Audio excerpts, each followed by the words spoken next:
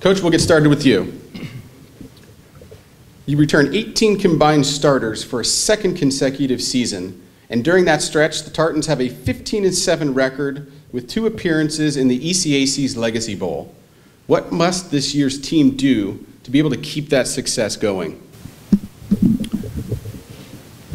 Well, the past is great. We're always looking to the future, obviously. I think that it has a lot to do with chemistry. It has a lot to do with a bunch of unselfish players where the team is much more important than any stat. And you quoted a bunch of stats today, and stats are nice. The only stat I think that 10 coaches in this room care about is that win column stat. Hopefully we come together as a team. We've had some great kids graduate last year and over the last 2 years, actually. And it's time for some of those younger guys to step up. We had the 3 regular season losses last year were close losses. We had 2 in overtime. 1 was overtime, 1 was double overtime, and 1 was by 4 points. So one of the young men mentioned earlier used the word finish. We have to finish those games. You talked about stats. I'm about to hit you with a bunch of them right now. I'll bet you are. Over the last 2 seasons, All-American Sam Benger has compiled unbelievable stats, rushing for 3,763 yards, 48 touchdowns, carrying the ball 1,619 times.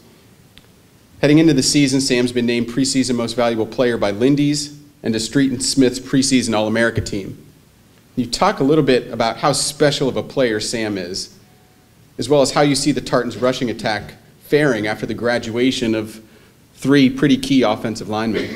Yeah, with Sam, it's all coaching.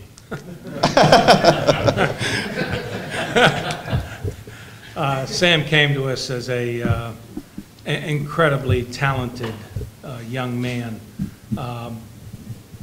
physically, and then you take what he brings to the table physically and add his competitiveness, his attitude, his leadership, and we all have talked about leadership today, his commitment. Sam really doesn't care about stats. He doesn't care about carries or yards or anything like that. All that stuff comes with competing and attempting to win a football game. And that's all he cares about. And he is a dedicated student. He's about a 3.6 in our business program. And in addition to being a 2-time All-American, he's a 2-time academic All-American, which frankly, for me, I'm more proud about. The fact that he does it in the classroom, he does it on the football field, and he's a great representative and the face of our program. And so he's just a wonderful young man that we're very blessed to have in our program. And we expect big things from Sam. He expects those types of things from himself. Besides Sam, the Tartans have a great threat in the passing game with the student athlete you have sitting next to you and senior wideout John Prather. Last season, John set 2 program single-season receiving records with 1,125 yards and 66 receptions. John's going into his senior year needing just 111 yards and 17 catches to become the all-time program leader in each. How valuable is John to your offense? He's very valuable because, the coaches in this room know when they line up against Carnegie Mellon that Sam is a real threat. That's obvious. You have to have a passing game to go along with that. You have to have some balance in your offense. And the fact that we have a fine quarterback and we have a fine set of receivers, none better than Johnny right here. Runs great routes, understands the game, has great adjustments to his routes. Again, a very unselfish young man. It's all about winning, but he is critical to our success offensively when you have that balance with Sam in the running game, Johnny in the passing game. Now you have a chance to keep defenses on their heels a little bit. Coach, last question. Defensively, Carnegie Mellon loses their entire defensive line, including Brian Corey, who ended his career as the school's all-time sacks leader, with 29.5 sacks. Brian was a two-time All-PAC first-team selection, Cliff Harris Award finalist. However, you get back 2015 All-American senior defensive back Drew Fitzmaurice. Drew missed all last year with an injury. Can you talk a little bit about what we can expect to see from the Tartan defense this season, and what positions you expect to have the most competition for playing time going into camp? Well, I think we're very solid at the linebacker position. We returned 4 starting linebackers, both inside, both outside, and they're multiple-year starters, so we're very blessed at the linebacker position. Drew, we lost him in camp last year. A great football player, wonderful young man, leader in the secondary, and so he was a big loss last year to our defensive unit, and especially our secondary. But he'll be back 100% this year. We're looking for a big year from Drew. We return a lot of other guys in the secondary that have had a lot of experience. The big question mark is the D-line. We graduate both defensive ends and our nose tackle. And so there's going to be a lot of competition there on the D-line. We've got some young guys coming up. We have some good freshmen coming in. We'll see who wins the job. They've got to earn it. So jobs are open. Coach, thanks. John, let's move on to you. What was the feeling of your team following last season? What's the team's level of focus, attitude, and excitement heading into the 2017 campaign after you guys competed in 2 straight ECAC Legacy Bowls? After a successful season last year in the ECAC Bowl berth, we were left with a little bitter taste in our mouth after that loss, and noticing that all of our regular season losses came by less than a touchdown. The team captains and leaders and all the coaches, we took it upon ourselves to really push each and every player on the team this offseason to, like the player from Waynesburg said, to finish. Make sure that we finish every play, every rep, and everything during the spring ball and spring lifting. And I can say that this last spring was the best that we've had in my past 3 years here. And just like using that to propel us into the summer and take it into the season, we're looking to definitely take the next step as a program, which means competing for a PAC title and NCAA playoff berth. Last season, the Tartans had a quarterback change mid-season following an injury to Brian Jangro. What adjustments were needed to be made when Alex Klein stepped in as your signal caller?